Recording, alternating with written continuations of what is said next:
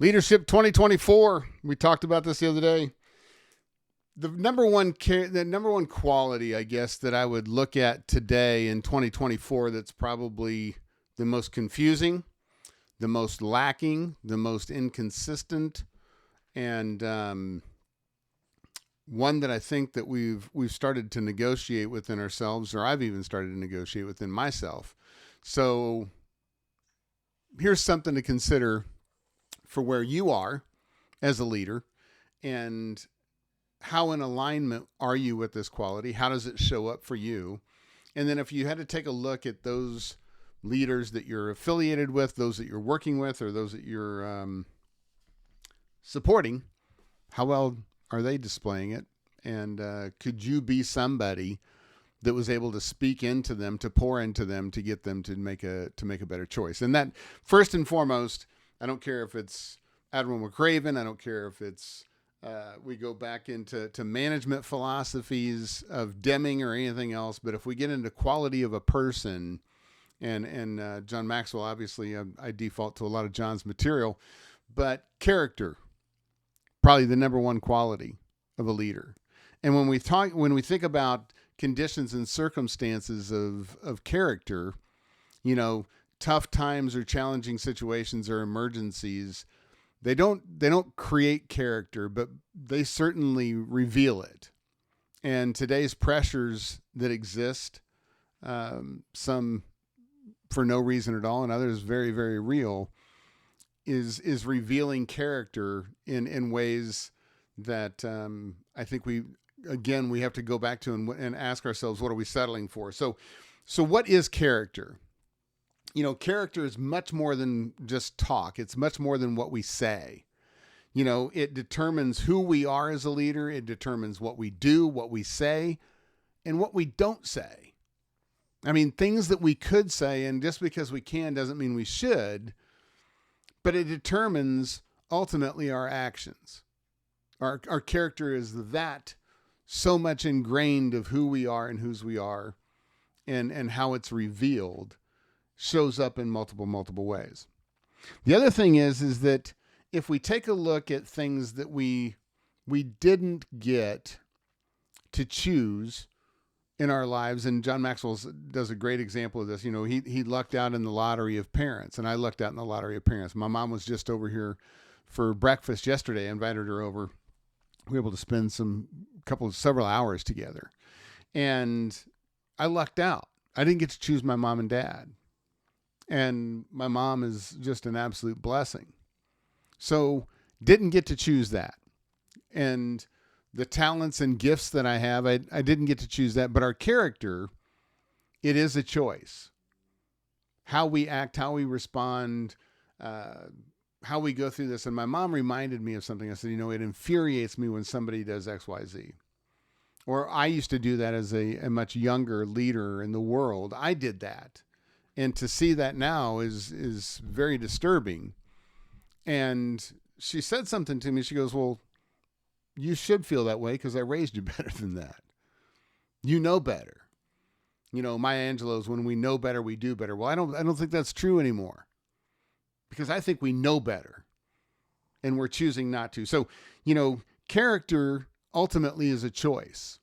We can choose to get better. We can choose to know better. We can choose whether we take actions or we don't take actions. We make statements or we don't make statements. If we find ourselves very angry, there's ways to go about it that we don't have to. You know, I had two great mentors. One was my grandfather. Another one was the vice president at my FedEx days. And I was a young leader. And Mike and I were in Lake Tahoe. We were there for a regional meeting. And we were there the night before and had a couple of drinks after dinner. And he just kind of looked at me and he goes, you know, Mark, I have to ask you a question, man. He goes, has anybody ever told you that you shouldn't say the first thing that comes to your mind, and that you might want to consider the fourth or fifth thing and then talk? And I said, well, as a matter of fact, my grandfather did. And he goes, well, you didn't listen to him, because you definitely say the first or second thing that comes to your mind. And you have a choice. There's a difference between telling somebody we need to revisit something and take a look at it from a different angle because you know there's something that you missed, versus telling somebody to eat crap and die and they're wrong. It's a choice on how we approach and how we show respect or we don't show respect for somebody. The other thing about character is that if you take a look at somebody's life and the success that they have, and if we take a look at leadership specifically, is leadership has to involve more than one person. I mean, self-leadership is probably the hardest leadership. But over time, John Maxwell says, if you're leading and nobody's following you, all you're doing is out for a long walk. So it has to be involved, and it has to involve people. So followers that do not trust leaders, or they don't trust leaders whose characters they know to be flawed, or they're out of whack, they don't follow them for very long. And yet here I do see examples of leaders that are showing very little character, and it's the lesser of two evils. That's who we're going to follow. And this is where I say we have got to step up and demand more from ourselves and more from our leaders. And you do that by who you support, who you send money to get them elected, or how you vote. But even in your own lives, the ability to have an open, honest, and direct conversation about what they're doing. How many leaders have somebody in their life that they've given permission to speak into them and really challenge that? And then last but not least, if you take a look at leadership, leaders, there's a difference between being a leader and a manipulator. We'll talk about that in the coming weeks. But from a leadership standpoint, it's kind of like the law of the lid. You're going to hit your leadership effectiveness and your influence based upon the lid of your leadership skill set.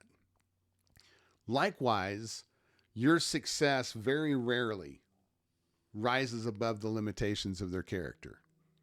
If it does rise above it, it usually crumbles, or it falls, or something goes on. So you start to take a look at this, and John gives us 4 A's that we need to evaluate. The first one is painful feelings of being alone.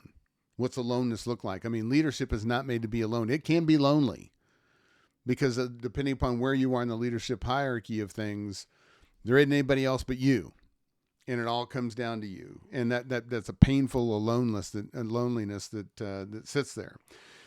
The other one that I think is more evident right now than I've seen in a very, very long time, and I finally am starting to hear discussions around this one specifically where people aren't tolerating it, is the arrogance factor.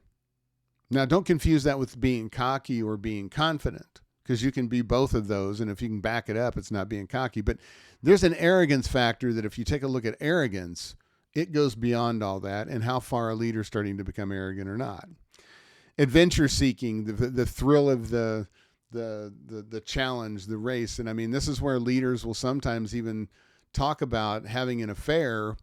It was an adventure. It was a thrill seeking. I was bored, and I start to think about me and only about me. And I can find myself, really succumbing to the impulses of things and the thrill behind something that are self-sabotaging, devastating, not only to themselves, but to those people that they lead and who have supported them. And last but not least, the adultery side of that, that's where I was going, is that aloneness and that adventure seeking is, what are we doing, and why are we putting ourselves in situations that are self-sabotaging what we want? So the very first topic we talk about on leadership in 2024, what does it look like? Character.